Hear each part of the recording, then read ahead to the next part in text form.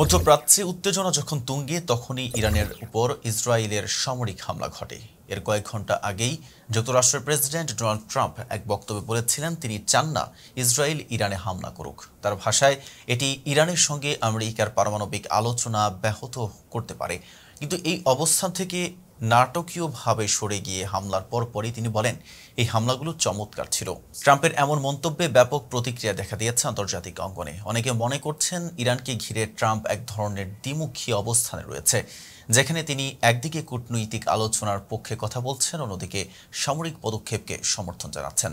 Trump truth সোশ্যালে দেওয়া এক পোস্টে লিখেন, ইরান যদি দ্রুত পারমাণবিক চুক্তিতে না আসে তাহলে আরও বড় হামলার জন্য প্রস্তুত থাকতে হবে। এবার তা আরও ভয়াবহ হবে।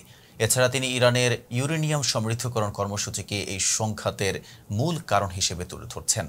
তিনি দাবি করেছেন যুক্তরাষ্ট্র একটি ন্যায্য পারমাণবিক চুক্তি প্রস্তাব করেছিল, যা ইরান গ্রহণ করেনি। ফলে এই সামরিক পদক্ষেপ বাধ্যতামূলক হয়ে পড়ে। বিশ্লেষকদের মতে ট্রাম্প দুটি পরস্পর বিরোধী আবেগের মধ্যে আটকে গেছেন।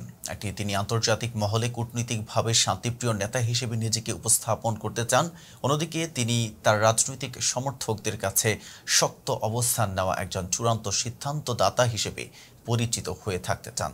তাই কখনো তিনি কূটনীতির কথা বলেন, আবার কখনো সামরিক অভিযানের প্রশংসা করেন। এই পরিস্থিতি শুধু ইরান ইসরায়েল সম্পর্কে নয়, বরং যুক্তরাষ্ট্রের ভবিষ্যৎ কূটনীতিক অবস্থান ও মধ্যপ্রাচ্যে নীতির দিক নির্দেশনার ক্ষেত্রেও বড় প্রভাব ফেলতে পারে বলে ধারণা করা হচ্ছে। এতক্ষণ সাথে ছিলাম মেহেদী হাসান। ফেজা পিপলের সাথে থাকার জন্য ধন্যবাদ।